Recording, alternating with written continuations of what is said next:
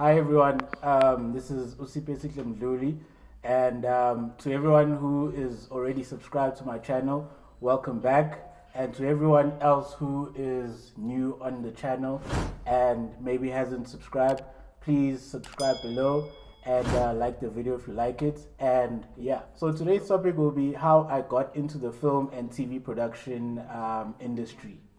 And basically, for me, when I got into the how I got into the TV and film industry was very simple and typical, if I may say.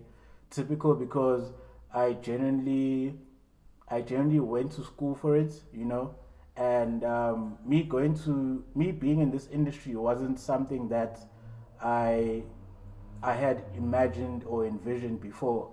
It was actually something that was like suggested to me, yeah, well, by my older sister.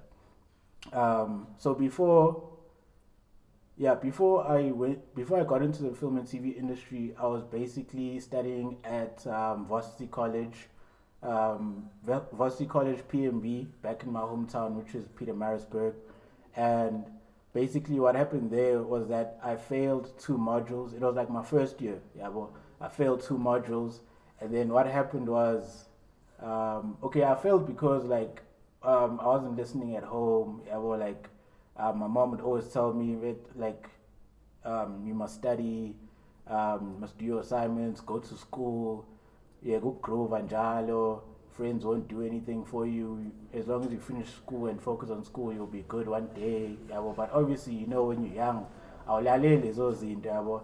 And you know, parents are always right, maybe like 80% of the time. Yeah, well, cool. So I failed two modules, and then at the end of that year, what basically happened was my oldest sister and my mom sat me down. Then they were like, "So, plan wins on next year, yeah." Well, and then in my right mind, I was just like, "How? Okay, why bengibuza lo mbuzo?" Yeah, well, then I was like, "Nah, Yazi, I just want to go back next year, finish those two modules that I failed, and then yeah, I'll carry on with the course I was doing that time." Yeah, well, can't remember what course it was, but I think genuinely what I wanted to do Vele was HR, being like a HR manager, which is human resources. Yeah, well, and then they were just like, nah, Yazin, because clearly bungeko serious this year.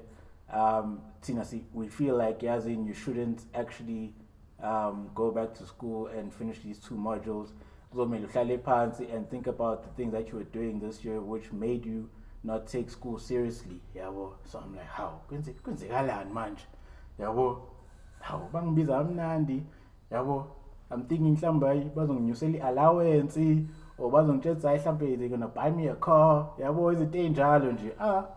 So basically they said, I know you're not going back to school. You're gonna sit down for a whole year and think about your actions for this year and think about finding yourself and why you feel like you should go back to school, because only then you'll be serious about school, yeah, bro.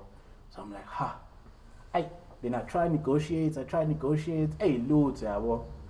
Hey, yeah, bro, okay, as in there's nothing else I can do because very born about school fees, Sami, yeah, bro, zonke lezo zinto lezo. So I'm just like, okay, fine. I'll take a gap year. I sharp and take gap year. The year progresses. And eventually, as the motorcycle gap year, like it eventually at first kumnandi, you get to do whatever you want to do. Buy TV, nominini, you wake up, sleep whenever you want. Yabo humble nominini, yabo those type of things. And then eventually, it just got boring because manje, when I wake up in the morning or afternoon, and I want to chill with my friends. My friends are at school or abeko, they're in other provinces because maybe Bafunda Lapo or whatever the case may be. But in that case, all my friends were still in PMB. Yeah, well, cool. Yeah, well, so obviously in Singapore, I have to wait for them to get back from school. Masebo nabebu escole, and sometimes they don't want to chill because maybe they're tired from school or they got a lot of schoolwork to do. Yeah, well, then eventually, like throughout the year, like I was just like going through like in and out of depression, yeah, well, for certain reasons. I don't know. I don't like some of them were just because like I wasn't at school, I wasn't doing much. Yeah, well, it's just like my life is on a standstill. Yeah, well, cool. So then what happened randomly, I used to watch movies and series almost every day. Yeah, well every day, foods. Yeah, well, and foods. Yeah, I started liking series because both my sisters are like huge series fans. Yeah, well, so that's where I got it. Yeah, well, and then on a random day, my older sister came home because at that time I think she already lived in Joburg, if I'm not mistaken. Yeah, and my other sister was in Pretoria, I think so. My God, who's banging that thing? Someone's banging some nonsense. I don't know who that is, but okay. So then what happened? My sister came back and then she just gave me some forms, yabo. She gave me some forms. I said TUT, which is Tshwane University of Technology, yabo. Okay, my forms out. These forms are like forms for a film and TV production course, yabo. So like, oh, okay, it's like a 3-year course, which is a degree, yabo. I'm like, let me just try it, really. Yeah, well, I have nothing much to say. I'm not going to say, I'm not going to do this. I mean, I'm going back to do HR or whatever. Yeah, well. So I was just like, let me fill it in. Yeah, well, I filled in all the forms, made sure everything was good. Yeah, well, none clean. And then obviously you sent them into TUT. But then there was a thing in those forms where that mentioned the Wutsi for it's like one of the parts of the application, yabo, where you had to shoot like a 5 minutes movie or some nonsense like that, yabo. So man, in my head I'm just like, man, shooting movie at 5 minutes. First, I'm going to see movie, shoot a journey. Never done that thing before ever. Yeah, but like, how dumb is that? But from the shooting movies and ours, it's like, yeah, well, imagine if you're a person who's never touched a camera, or guys who come to movie. Yeah, well, I was just like, hey, okay, fine. So yeah, at home they bought me like a small little cute camcorder. Yeah, but I think it was like a Samsung brand. Yeah, well, I'm saying a camcorder. I sharp clean. I think it was my Christmas present. I'm like, oh, okay, I sharp.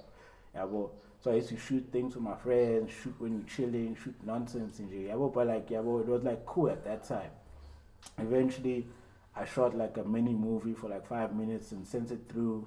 Yeah, well, and then after that, we were called in at TUT. Oh my God, who's banging that? Okay, we were called in at TUT. Yeah, well, so when you get to TUT, it was like an interview type thing, but like must figure out where you see all the students like chilling in like one hall or one room or whatever you call that thing. Yeah, well, like those gang students. Hey, born yo, spangala. Okay, sharp. Also, they tell us about the course, all that nonsense. How TUT works, how the course works. Zonke is also in that was sharp. Then obviously you go into like a one-on-one interview with whoever the interviewer is. Yeah, well, it's usually white people. Yeah, sharp.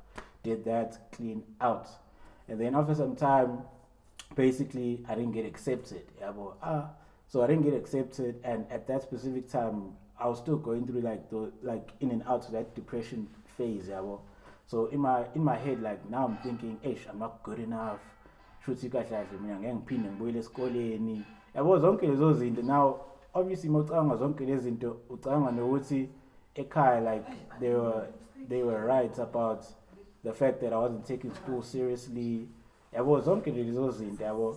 But eventually I was just like, let me just take matters into my own hands, yabo, and let me just search for schools, apply, and we'll see what happens after that. Yabo. Cool. I apply working down. And at that time I was already interested in film and TV production, yabo. So I applied like Boston Media House, applied at AFDA, applied at Boston Media House, applied at AFDA, applied at like a few other schools, applied at Rosebank College, just to apply at Rosebank College. Yeah, well, not that they have film or whatever. Applied, cool, clean, yeah, but and then apply. Oh yeah, so I applied at all those schools, and then luckily all of them accepted me. Yeah, but bang accepted bonke, and then I just took all those acceptance letters to my mother. I took all those acceptance letters to my mother, and then she was just like, I'll talk to your sisters. I was like, cool. Then she came back to me after like a day or two. Then she was like, your sisters say you should go to AFTA. I mean, I'm like, ish, my yazi, you don't have to go to AFTA because AFTA is like a very expensive, because like AFTA is like a very expensive school, yeah, boy. Then she was like, yeah, but we'll make a plan, yeah, well, we always do. Now you yazi. I was like, cool. And Value Sisters are like, that's like the best school in South Africa for film and TV production and live performance. Yeah, well, cool. Like, alright, sharp.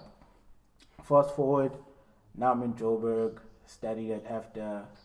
Everything was good, everything was fun. Like, yeah, after there wasn't like textbooks, there was no exams, no tests, like, kumnandi, kuyafiwa nje lapha yabo. Manithanda niphuza Monday to Monday. Kodwa sazo esikoleni yabo, those type of thing. The one thing you guys did do was like assignments and practicals. Yeah, well, as long as you do your assignments, your practicals, and you go to class, like you'll be good, it'll pass. Or like if you fail it after, so we sleep. Yeah, well, but anyway, just saying. Cool. And then obviously after I found friends who were people who are like ambitious the same way I'm as ambitious. Yeah, well, cool. Hey, Singis. Yeah, well, cool. And then Shruti, we clicked so much. Shruti, we wanted to start doing our own things together, like photography, shooting, doing videography for like events, promo videos, a lot of things. Yeah, and like maybe like a young music video here and there, just to like check out how we can do this thing, try things out. Cool. Eventually, after that, that's where like I got like my first job while I was still at AFTA. Yeah, and I was still in second or third year, and that's where I became Nomuzi Mabena's personal photographer and videographer. You probably know her as Muesli. Yeah, Nomuzi Mabena, but known as Muesli. Cool. So I used to travel everywhere with her. And Spuda Rock. Yeah, so I would travel all over South Africa and wherever else. Then like we'd go to I'd travel everywhere with them, go to every gig she had, go to every TV show or TV interview. I met lots of celebrities, lots of creatives, lots of artists. That's where I found that's where my networking started. Yeah, started networking.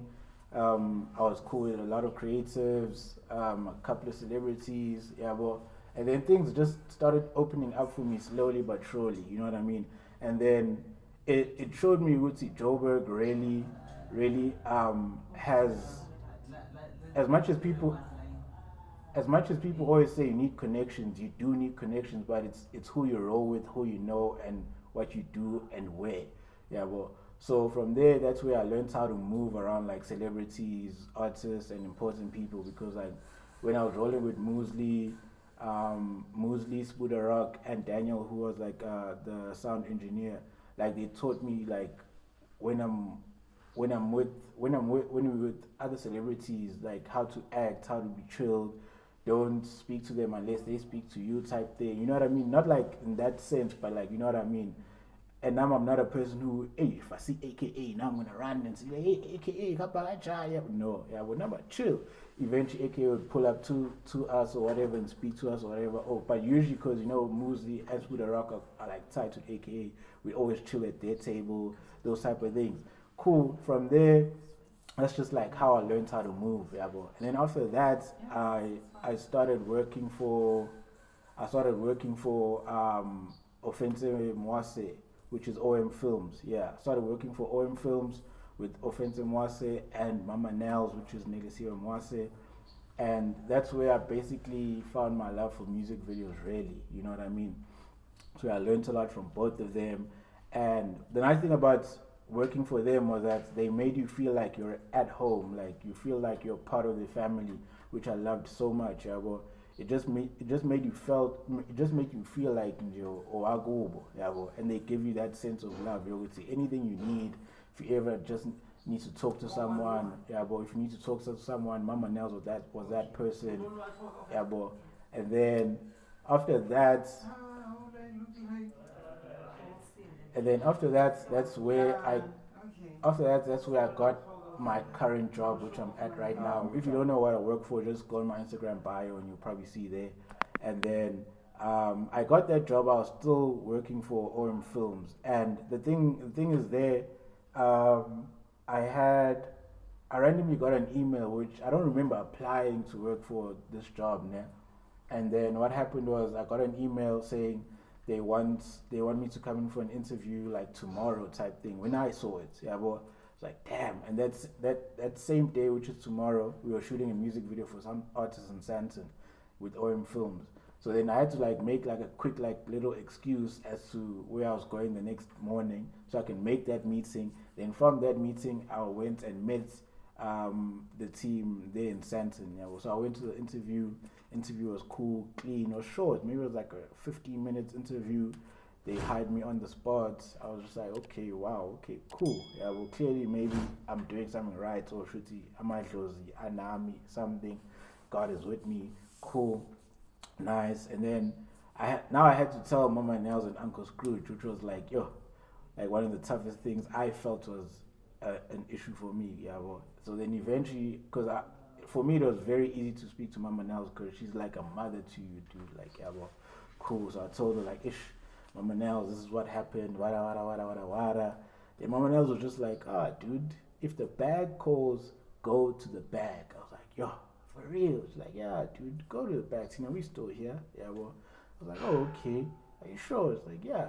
But you're going to have to tell Uncle Scrooge because I'm not going to tell him. I'm like, yo, wow, okay, cool. I'm like, all right, sharp. I'll find a way to tell him. Yeah, well, eventually I got to tell him, and then he was cool about it. Yeah, well, he was very cool. He's a person who jokes a lot. Yeah, well, he's a very humorous person. Yeah, well, he was cool about it. But like whenever we at certain shoots or there's people around, maybe artists or random people we know, he'd be like, this guy is leaving us for this show, or this guy is yeah, well, type thing. But he was genuinely cool. Yeah, well, cool. Then I moved from that to this current show that I'm at now. Yeah, well, so that's basically how I entered. And from Moosey Spooder Rock to OM Films, and then I remember I also worked for some company called Okra Media. I don't know how to pronounce it, but yeah.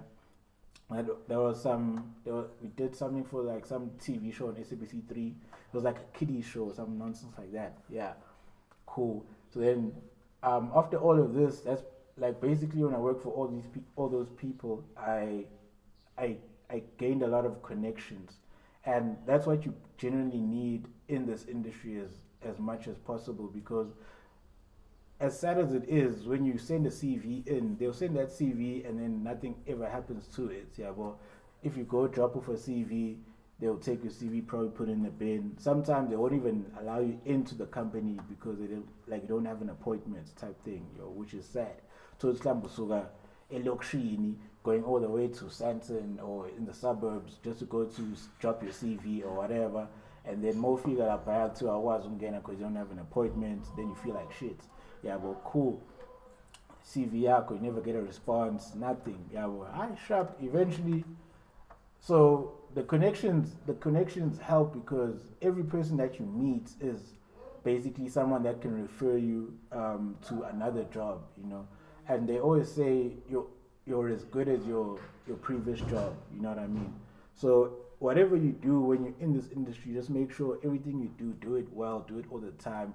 Make sure you greet everyone, make sure you respect everyone, even if it's someone who in that current job is, if you feel like that person is a lesser person than you, like if I'm a director, I can't just be rude to a makeup artist or or to a runner or those type of things. And the thing is, you never know, because one day that makeup artist or that runner could be a producer of a show that way now you trying to apply for, they can block you, because that's how some people are, because this industry is small. So just always be respectful, don't have an ego. If you don't know what to do, or if you're clueless about some certain things, like make sure you ask. Like everything you do, just ask. And then make connections. For people that want to get through or get closer to artists, like musicians, artists, whatever, make sure because the easiest way to get to an artist, because they don't reply to DMs, they don't reply to some of your comments, in the comment section or whatever, on the gram or Twitter. Make sure wherever that person is performing, go to that event and don't buy a ticket to the pig section, like the general section. Don't do that. Don't do that. Save up some money, buy a ticket to VIP. If there's VVIP, buy VVIP. Or if you need to for you to enter VIP, you need to buy a bottle, buy a bottle.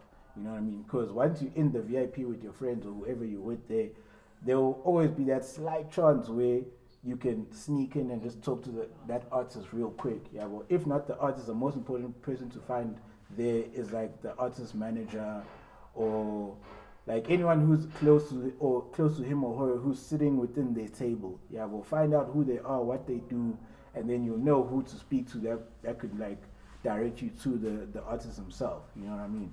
And then just stay away from the general section. Don't do that. And then for people who want to be in front of the camera, one thing you must do is don't try befriend celebrities unless maybe you met them before or whatever, or they want to befriend you or whatever. But don't try look for them and